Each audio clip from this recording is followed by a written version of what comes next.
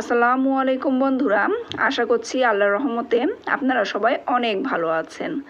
চলে এলাম আপনাদের সাথে নতুন একটি রেসিপি শেয়ার করার জন্য। আজ আমি আপনাদেরকে দেখাবো দুর্দান্ত স্বাদের ঘাটকোলের ডাটা ভর্তা রেসিপি। এই ঘাটকোল অনেক এলাকায় খারকোল নামেও পরিচিত। চলুন নাম যাই হোক, রেসিপিটি দেখে নেওয়া যাক।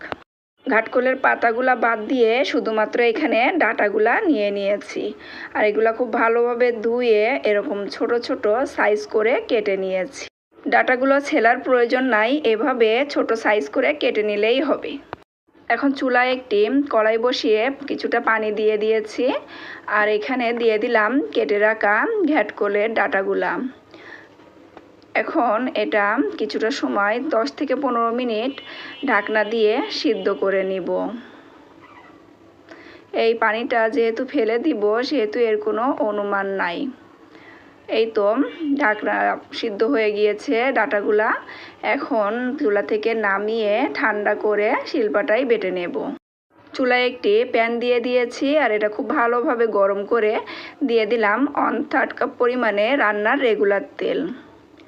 দিয়ে দিচ্ছি 4টা বড় সাইজের পেঁয়াজ কুচি, আর এই পেঁয়াজটা একটু হালকা ভেজে নেব। এই পর্যায়ে পেঁয়াজটা ভাজা হয়ে গিয়েছে, এখানে দিয়ে দিচ্ছি 1 টেবিল চামচ পরিমাণে আদা রসুন বাটা, 1 টেবিল চামচ পরিমাণে কাঁচামরিচ বাটা, আর 1/2 টেবিল চামচ পরিমাণে জিরা বাটা। এখন তেলের ভিতরে মশলাগুলো দিয়ে খুব ভালোভাবে ভেজে নিচ্ছি। মশলাগুলো কিছুটা সময় ভেজে নেওয়ার পরে এখন এর ভিতরে দিয়ে দিচ্ছি স্বাদমতো লবণ, 1 চা চামচ ধনিয়া গুঁড়া, 1 চা চামচ গরম মশলা গুঁড়া, 1/2 চামচ হলুদ গুঁড়া, আর কালারের জন্য 1 চা চামচ পরিমাণে লাল মরিচের গুঁড়া। এখন সবগুলা মশলা খুব ভালোভাবে কষিয়ে নেব।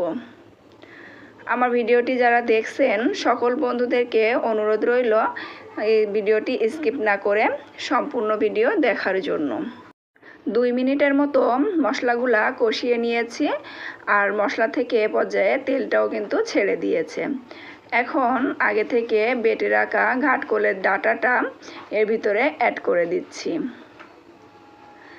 এখন খুব ভালোভাবে মশলার সাথে এটা মিশিয়ে নেব।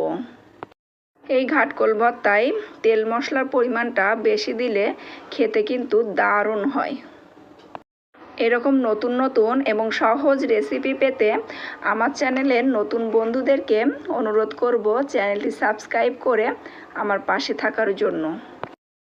আর যে সকল বন্ধুরা অলরেডি সাবস্ক্রাইব করেছেন তাদেরকে অসংখ্য ধন্যবাদ।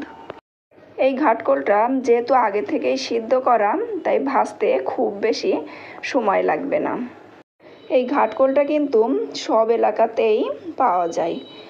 এখনও যারা এই ঘাটকোলের ভর্তাটি ট্রাই করেন নাই, তারা আমার রেসিপিটি ফলো করে এই ঘাটকোল ভর্তাটা বানিয়ে একবার খেয়ে দেখবেন।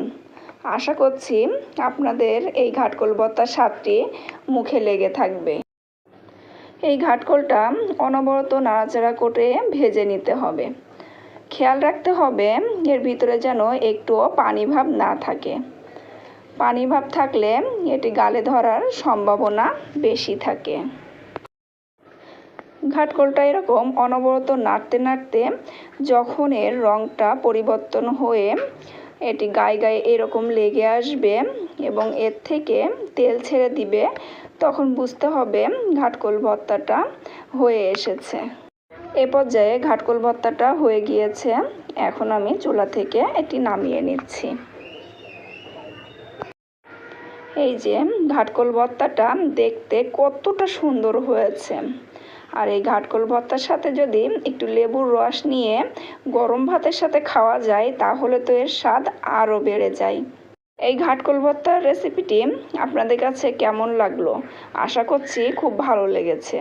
ভালো লাগলে লাইক, কমেন্ট আর শেয়ার করতে ভুলবেন না। সবাই অনেক ভালো থাকবেন। আল্লাহ হাফেজ।